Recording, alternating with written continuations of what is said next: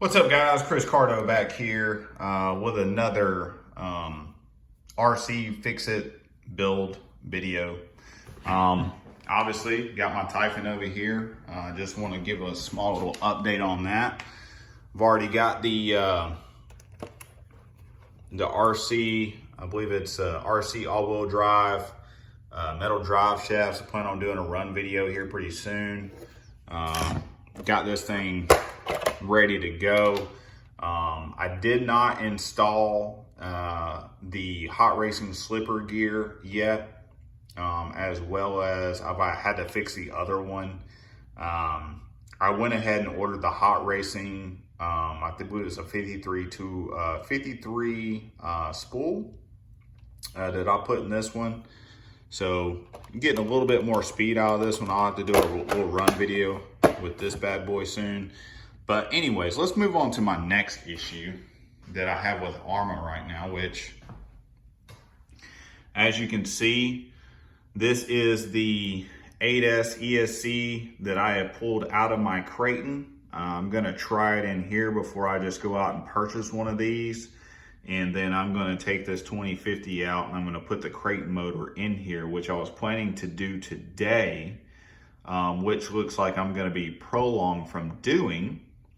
By the way, the reason why I'm doing this is because I ran this over the weekend. ESC caught on fire. I was pushing this. It was totally my fault. I pushed this car to the maximum limit. I mean, the motor was just, it was hot. But the ESC caught on fire. And so now I'm in between, like, do I buy another 150 amp ESC? Do I move on to a Castle? Do I do any of that? Although I'm not into soldering, so I'm probably just gonna go with Spectrum again. So I wanna try this out. I wanna try the 8S system. I'm probably still gonna run 6S. It's probably gonna be a little bit slower. If I wanna get back up to those speeds, I'll probably just increase my pinion gear, just run it on 8S at that point. But I wanna see how it works out before I make those changes. Obviously, you can see I've taken the motor and the ESC out of the Creighton. I've kind of been working on this. I do have an idea to do something with this Creighton. If this motor does work out for the Felony, then what I plan on doing is I plan on just, instead of upgrading to upgrade to Felony, I just plan on upgrading this. Putting a bigger motor, put a bigger servo in there, get some better steering, and I'll probably upgrade this thing because this thing is massive. And honestly, I don't even run this car that much. This big car right here is the least ran car that I own, hands down. I don't even run it. In fact, I'm even thinking about selling it as a roller to someone else. I might have ran this thing maybe 10 times. I broke a rear arm, replaced it. I like it, but honestly, I don't have anywhere to run this big car. At least not to bash it the way it deserves to be bashed. So I may just sell this as a roller, keep the receiver, keep the servo in there, and just sell it to someone. I'll leave the spur in there, just sell it to someone as a roller, and then they can just put an ESC and motor in there and get to moving. So, but back to my issue here and why I'm making this video today and where I started. So here's the deal.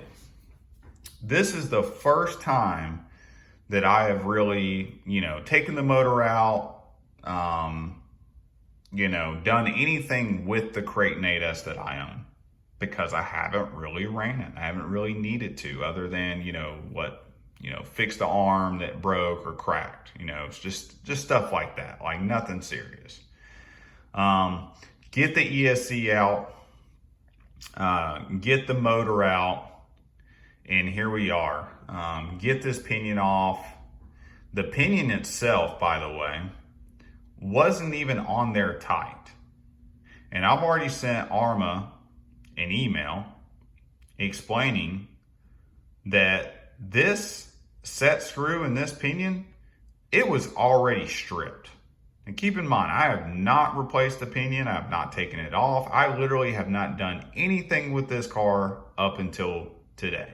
And that's only because I plan on putting this in for the Felony. And you can see right here, you can see where this pinion was clearly, you can see where it was clearly rubbing up against this because it was never on there tight.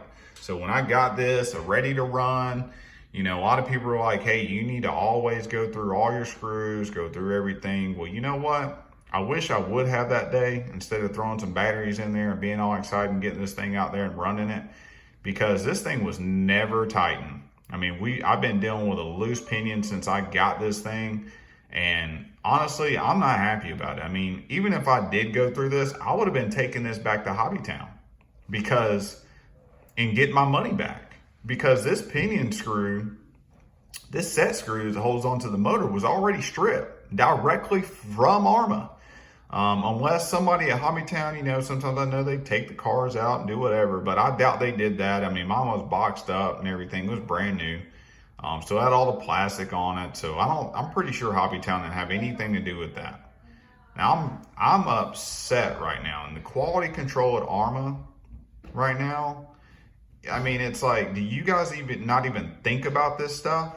Like, if you got somebody working, I know they have to put these in, and it's like, dude, I would almost rather y'all just not even put the pinions on the motors, or just not even put the motors in the car. Just let us do it ourselves at this rate, because I can't do anything with this. What am I supposed to do with this? I would have to weld something to this screw just to get it out.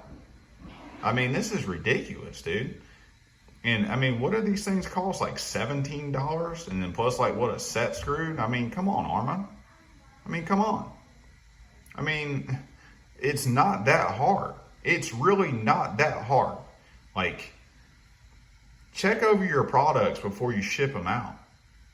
Make sure that, you know, someone at your factory hasn't already stripped a screw, because then it puts people like us who buy and spend $800, $900 on a car, and we can't even service it correctly or do what we want to do with the electronics because you've already stripped screws. So, you know, hopefully I'll do another video when they do decide to email me back. You know, hopefully they'll make it right. Hopefully they'll send me at least a, you know, opinion and a set screw here, because I'm not a welder. I don't have anything to get this out with. I mean, I could try, you know, one of those back out screw things or whatever that sometimes people use, but I've already tried that on another pinion that I myself stripped by accident when I was trying to tighten it, and I you know, just ended up stripping it. But it didn't work, and I just basically just had to do away with the pinion because I couldn't get the set screw out. But here's the situation. So I'm uploading this video, and this is buyers beware. Go out and get a car from a hobby store. You might as well just open that thing up right there in the store and check every single screw, every single pinion. Make sure that it wasn't stripped directly from the factory. If it is, don't even waste your time buying it, because when you do have to get in there, you want to repair, you want to move electronics from one vehicle to the next to see how it works before you go out and spend money on those electronics. This is the situation that you're going to run into. Hope everybody has a wonderful day. I'm going to continue to see what I can do to get this out in the meantime, and I'll join you next time.